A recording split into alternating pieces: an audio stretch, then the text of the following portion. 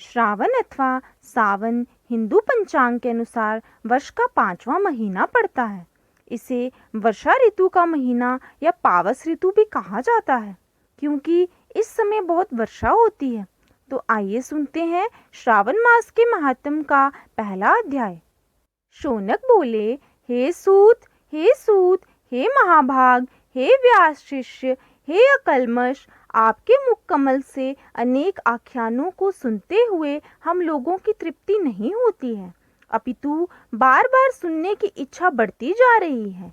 तुला राशि में स्थित सूर्य में कार्तिक मास का महात्म, मकर राशि में माघ मास का महात्म और मेष राशि में स्थित सूर्य में वैशाख मास का महात्म, और इसके साथ उन मासों के जो भी धर्म है उन्हें आपने भली भांति कह दिया। से भी अधिक महिमामय कोई मास हो तथा भगवत प्रिय कोई धर्म हो, आप उसे अवश्य कहिए, जिसे सुनकर कुछ अन्य सुनने की हमारी इच्छा ना हो। वक्ता को श्रद्धालु श्रोता के समक्ष कुछ भी नहीं छुपाना चाहिए। सूजी बोले, हे मुनियों, आप सभी लोग सुने, मैं आप लोगों के वाक्य गौरव से अत्यंत संतुष्ट हूँ। आप लोगों के समक्ष मेरे लिए कुछ भी गोपनीय नहीं है।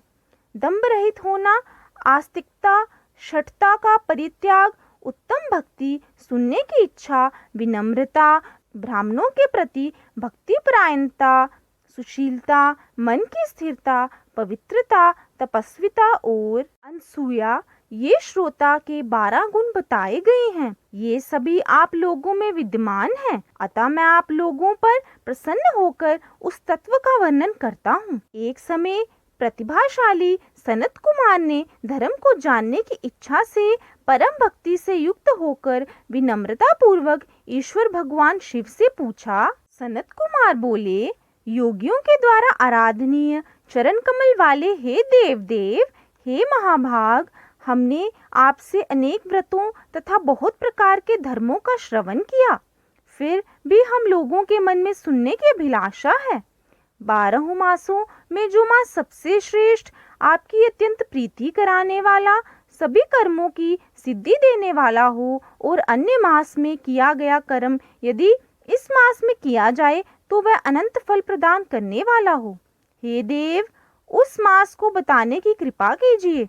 साथ ही लोकानुग्रह की कामना से उस मास के सभी धर्मों का भी वर्णन कीजिए। ईश्वर बोले, हे सनत कुमार, मैं अत्यंत गोपनीय भी आपको बताऊंगा। हे सुव्रत, हे विधि नंदन, मैं आपकी श्रवणेच्छा तथा भक्ति से प्रसन्न हूँ। 12 मासों में श्रावण मास मुझे अत्यंत प्रिय है। इसका महात्म सुनने योग्य है, अतः इसे श्रवण किया गया है। इसका महात्म सुनने योग्य है, अतः इसे श्रावण कहा गया है। इस मास में श्रवण नक्षत्र युक्त पूर्णिमा होती है, इस कारण से भी इसे श्रावण कहा गया है।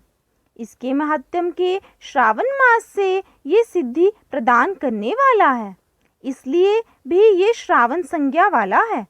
निर्मलता गुण के कारण ये आकाश के सदृश है, इसलिए नभा कहा गया है। इस श्रावण मास के धर्मों की गणना करने में इस पृथ्वी लोक में कौन समर्थ हो सकता है।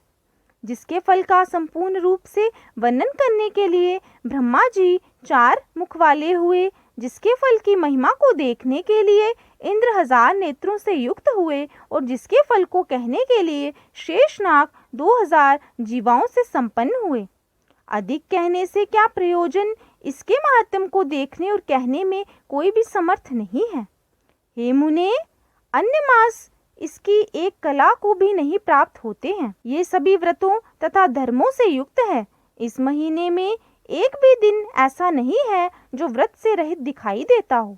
इस मास में प्राय सभी तिथियां व्रत युक्त हैं। इसके महात्म्य के संदर्भ में मैंने जो कहा है वह केवल प्रशंसा मात्र नहीं है। आर्तों, जिज्ञासुओं, भक्तों, अर्थ की कामना करने वाले, मोक्ष की अभिलाषा रखने वाले और अपने अपने अभिष्ट की आकांक्षा रखने वाले चारों प्रकार के लोगों, ब्रह्मचर्य, गृहस्थ, वानप्रस्थ, संन्यास आश्रम वाले को इस श्रावण मास में व्रतानुष्ठान करना चाहिए।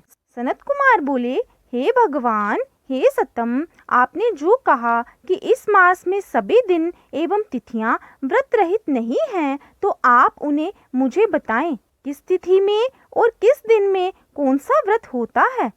उस व्रत का अधिकारी कौन है? उस व्रत का फल क्या है? किस किसने उस व्रत को किया? उसके उद्यापन की विधि क्या है?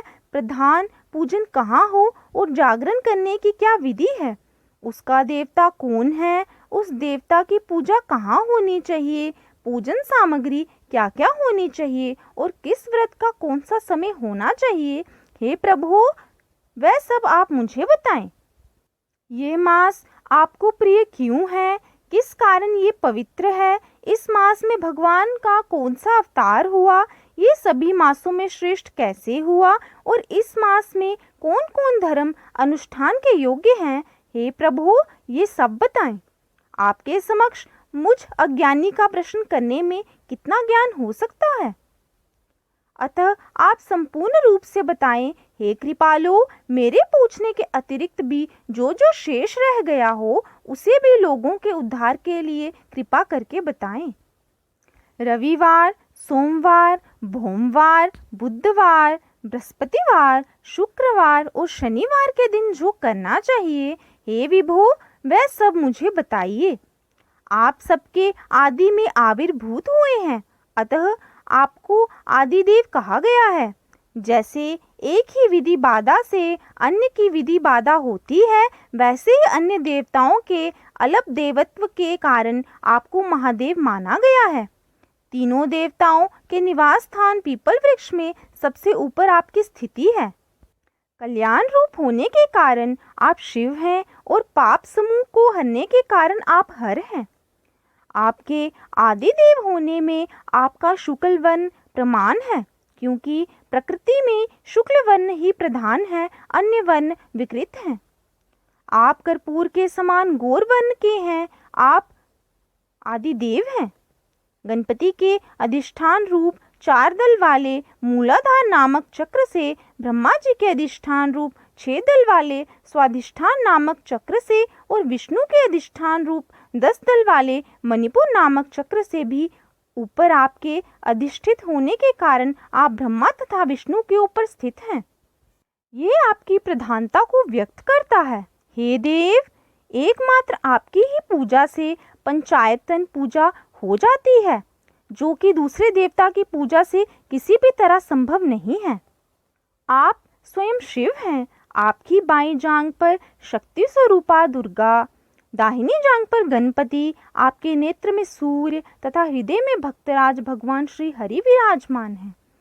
अन्न के ब्रह्मा रूप होने तथा रास के विष्णु रूप होने और आपके उसका भोक्ता होने के कारण हे ईशान, आपके श्रेष्ठत्व में किसे संदेह हो सकता है? सबको विरक्ति की शिक्षा देने हेतु आप शमशान में तथा पर्वत पर निवास करते हैं।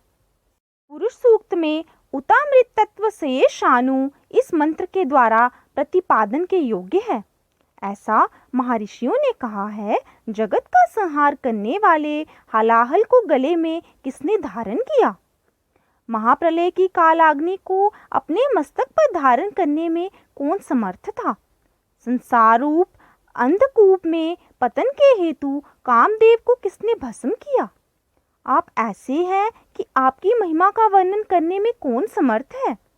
एक तुच्छ वाणी में करोड़ों जन्मों में भी आपके प्रभाव का वर्णन नहीं कर सकते। अतः आप मेरे ऊपर कृपा करके मेरे प्रश्नों को बताएं। इस प्रकार श्री स्कंद पुराण के अंतर्गत ईश्वर सनत कुमार संवाद में श्रावण मास महात्म में पहला अध्याय पूर्ण हुआ। अगर आपको कथा अच्छी लगी हो तो वीडियो को ज़्यादा से ज़्यादा शेयर करें और चैनल को सब्सक्राइब करें। श्रावण मास के महत्व का दूसरा अध्याय जानने के लिए अपने चैनल भक्ति परंपरा के साथ जुड़े रहिए।